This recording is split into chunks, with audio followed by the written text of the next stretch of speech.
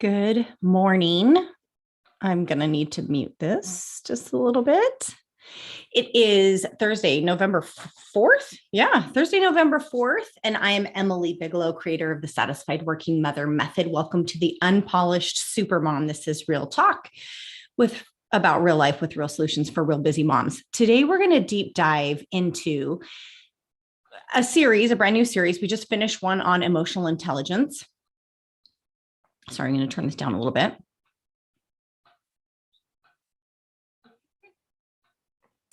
We just finished an emotional intelligence series where we talked about emotion and how that actually feels in the body. This series is going to deep dive into the body itself, the message that it's telling, because the tissue will hold the issue, or the body will weep the tears that the eyes refuse to shed. And so the purpose of this is to dive into what is the body telling you?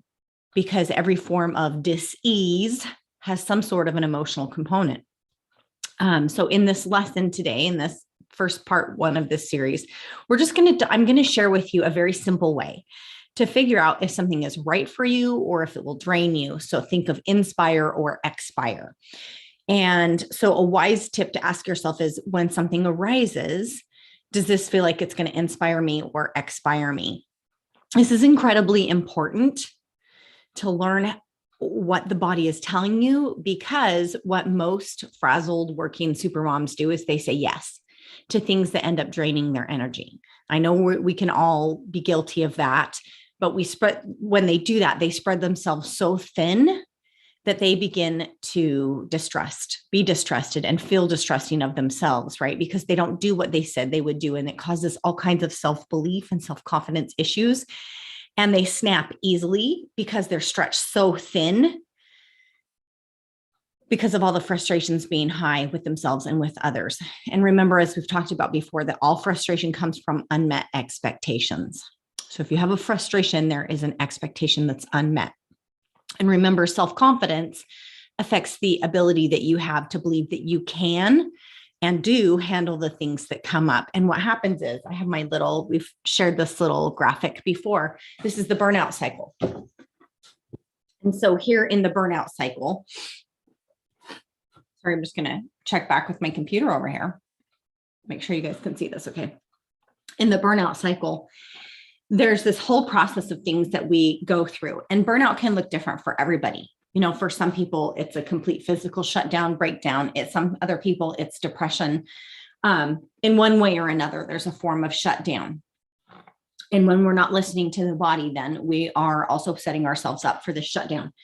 So in part of the burnout cycle, right before you hit burnout, you've overcommitted. And this is the effect of avoidance. And you can eliminate overcommitment quite easily. And I've shared processes in the past where you can actually set in a weekly practice in place. What am I avoiding, so that you can avoid overcommitment. But today we're going to talk about that overcommitment remedy in what it actually feels like in your body when you are overcommitting. And this is a really simple exercise. Okay. So first thing that we're going to go into when it comes to it's the body talking is learning to tune in and understand what a yes and what a no feel like in the body. Because when you can do that, you feel more energy, because that feeling of dread, or I don't want to be doing this, or all of the frustration that brings, it's gone. So here's what we're going to do. We're going to learn the difference between a yes and a no in the body. Quite a simple practice. And sometimes when things are simple, they're kind of easy to ignore, right?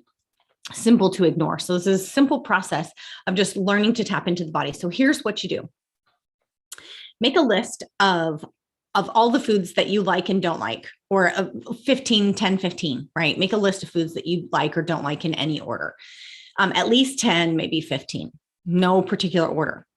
Give that list to someone. And it works better if they don't know you, because, if you give it to somebody that knows you and they know you hate spinach and spinach is on the list, they're like, what happens is there's a influx or a tone in the questioning, the undertones that are going to kind of come into play energetically too. And then you can turn around. I would recommend that you turn around so that you don't see their face. So there's no visual cues, because you can get visual cues too.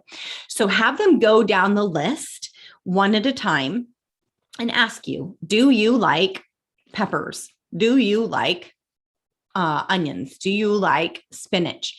And what your job is to feel into what the answer feels like in your body. So if it feels like a yes, does that feel like an opening up? Does it feel like a freeing? Where does that feel like? Where does that feeling in your body? Which body parts, right? Is it an opening of the chest, the throat, the neck, the head, the mouth, like the eyes? What does yes feel like? And if it's a no, what does that feel like in your body? Does your body tighten? Does it contract? Does it shrink somewhere? How is your body saying no? Did you crinkle your nose? Did your face pucker? So learning to feel into your senses. What sense was involved? Did your mouth water? Touch, the sense of touch. Did you squirm or did you open up? You know, when somebody asks you, say you don't want to eat octopus isn't your thing. And somebody's like, hey, do you want some octopus? What is that? What does that feel like in your body? This seemingly simple exercise will begin to show you what your body is saying. You can easily learn to understand the signals that your body's giving off as you learn to listen and to tune into it. You can tap into that body wisdom as you're presented with circumstances, opportunities, substances, things. When you learn to let your yes really mean and feel like a yes, and likewise when it's a no, whether it's out of, it's a should out of obligation, guilt. This is an easy gauge. And from Dr. Christian Northrup, who wrote Women's Bodies, Women's Wisdom, if it's not a hell yes, it's a no. So that's a really easy gauge too. When somebody presents an opportunity for you, is it something that's going to overcommit? You're going to overcommit yourself and then hit burnout. You're going to be so overcommitted. So if it's not a hell yes, it's a no. When you line up with your inner wisdom, you plug an energy leak. And your frustration levels decrease, your belief in yourself, in your word, in your self-confidence will increase. You will more often feel liberated in trusting your commitments and the answers that you give. You'll begin to trust yourself and your innate wisdom by simply feeling in and listening to it. That feeling, does it inspire or does it expire? Is it a yes? Does it feel like a yes? Does it feel like a no? This is a revolutionary step that most busy moms seldom or ever take. Yet this is wisdom to live by, because your body is speaking. It's guiding wisdom to you. And if you don't listen to the body and lean in, and it will lean in and stop you in your tracks, right? It's going to shut you down with some ailment or some disease or some slow form of shutdown. Listening comes through simple emotions, through the ways that they feel, by expanding or contracting, by shrinking or by expanding the choices that you make. Because as you learn to lean in to that inner wisdom, to your inner guidance, you learn and you live feeling fulfilled and satisfied as you do. And the answers that you need, they're all in you, and they always have been. So it's just a matter of learning now when to listen. And speaking of learning to listen, in next week, in our next part of this series, we're going to dive into the body talking, listening to the body and some of the message that it is telling you. So I hope that you find this helpful for you today. I hope that this is a video that you are willing to share with a friend. It's a very simple exercise. For some reason, I would love to see who's in the chat with me, but it's not letting me do that right now. So I could take a guess. I got to figure out a way to find that out without throwing in a comment. But anyway, I'm just going to say hi. Thank you for joining me, whether that's live or recorded. If you like this, hit like, Share it with somebody if it's helpful. It seems like a very simple exercise, but learning to listen to the body. We've gone over the emotions and some of the actual feelings that they create in the body. The chemistry, your body chemistry changes, your brain chemistry changes, even according to your emotions, right? Your serotonin, your dopamine, all of those things are physical responses within the body. So now let's dive into like, what is my body actually telling me? Because if we're not listening, then the body can have a tendency to shut us down, whether that's the form of disease or what have you. Frustration, easy one to hit, is overcommitment and burnout.